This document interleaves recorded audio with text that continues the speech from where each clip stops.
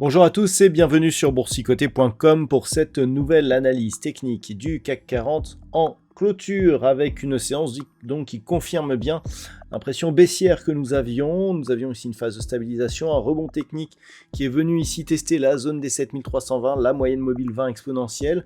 Hier déjà, le gap baissier qui avait certes été comblé mais qui nous ramenait sur cette zone de neutralité laissait craindre une rupture de cette zone des 7175 points. Je vous avais indiqué que si on cassait cette zone d'une manière pérenne, on pouvait accélérer à la baisse, et bien c'est ce que nous avons aujourd'hui, avec donc désormais un objectif sur la zone des 7075 voire 7040 points.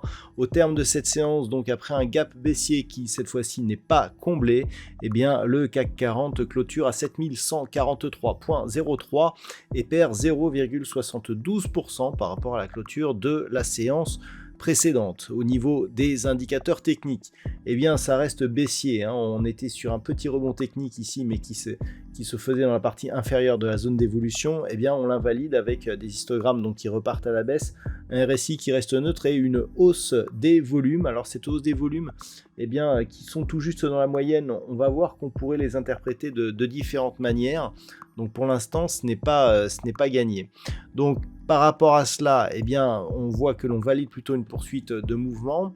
Au niveau du palmarès des valeurs, donc nous avons tout de même quelques hausses à l'image d'Airbus qui gagne 1,96%, Eurofins Scientifique plus 1,81 ou Carrefour plus 1,14. Derrière, ArcelorMittal ou Sanofi sont sur des hausses nettement inférieures à 1%. Au niveau des plus fortes baisses, c'est AXA qui est la lanterne rouge du jour aujourd'hui, moins 4,31%. Société Générale perd 3,48%. Derrière, ST Micro, Téléperformance sont sur des baisses supérieures à 2%. Accor Hôtel sur une baisse juste inférieure par contre à 2%. Donc on le voit, un marché bien orienté dans le rouge. Alors avec une ouverture donc qui se fait sur un fort gap baissier, quasiment aucune tentative de comblement. On voit ici l'ombre très peu développée sur la partie supérieure de la bougie. Toutefois, ce qui est intéressant, c'est cette attaque ici sur la bande de Bollinger inférieure. Donc là, au niveau du schéma global de la dynamique, on reste dans une dynamique baissière, c'est-à-dire on a plusieurs ici attaques sur la bande de Bollinger inférieure.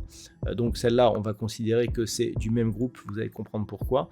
Et là, une nouvelle attaque, et donc entre chaque groupe d'attaques, eh bien, on a des retours sur la moyenne mobile 20 exponentielle. Donc clairement, on est ici sur une dynamique qui est baissière, on le voit, succession de points hauts qui restent décroissantes, des points bas qui sont toujours de plus en plus bas.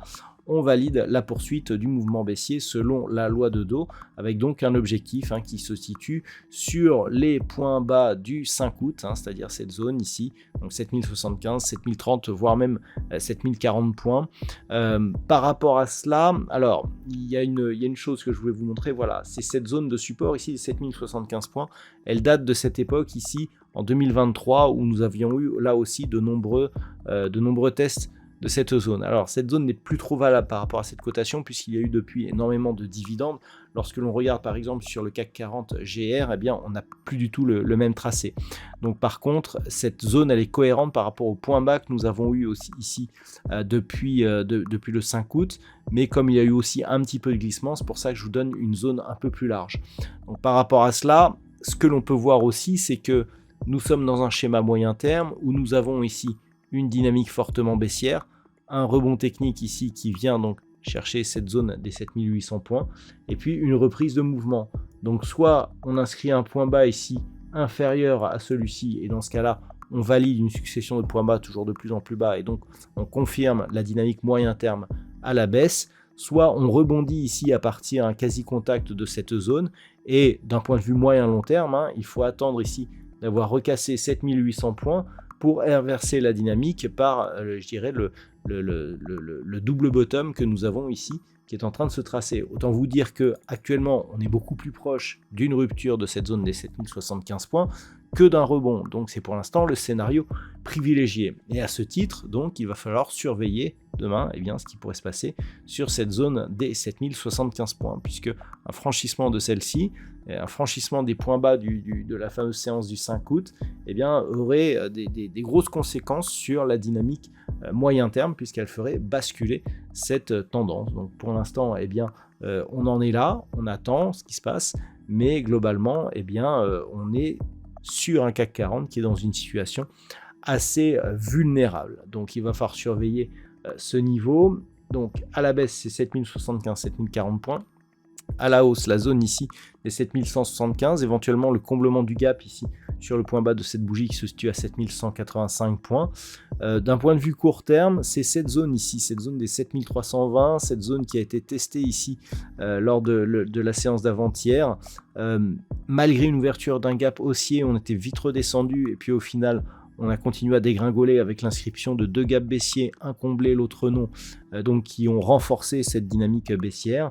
Si on veut rebondir et commencer à avoir des velléités haussières sur le marché, ça passera forcément par une rupture ici de cette zone des 7320 points. Ce qui veut dire que depuis ici, ce nouveau plus bas significatif, tant que l'on sera sous 7320 points, on restera dans une dynamique baissière. Voilà donc ce qu'il faut dire, ce qu'il faut savoir pour cette analyse technique du CAC 40. D'un point de vue statistique, on reste dans la lignée de ce que nous avions auparavant. Hier, la statistique nous donnait une petite baisse suivie d'une phase de hausse que l'on pouvait quantifier en moyenne pour la semaine prochaine. On est toujours sur cette même perspective, avec une baisse qui perd un petit peu en potentiel, mais qui est toujours présente. Par contre, en ce qui concerne la hausse qui pourrait, je parle vraiment, je prends beaucoup de précautions, mais ce ne sont que des statistiques, qui pourraient donc intervenir la semaine prochaine, on commence à réduire un petit peu le potentiel. Donc attention, pour l'instant, le rebond est toujours probablement là, mais son potentiel est en train de baisser, c'est-à-dire que plus on va avoir des signaux baissiers, plus justement la probabilité d'un rebond va s'éloigner.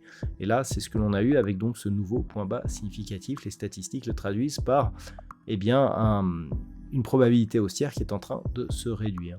Voilà, donc ce que l'on peut dire sur cette analyse technique du CAC 40. Je vous souhaite de passer une très bonne soirée. On se retrouve dès demain où Wall Street sera férié pour cause de Thanksgiving, donc une séance qui risque d'être un peu plus calme, et donc pour d'autres analyses techniques, toujours sur le site boursicoté.com.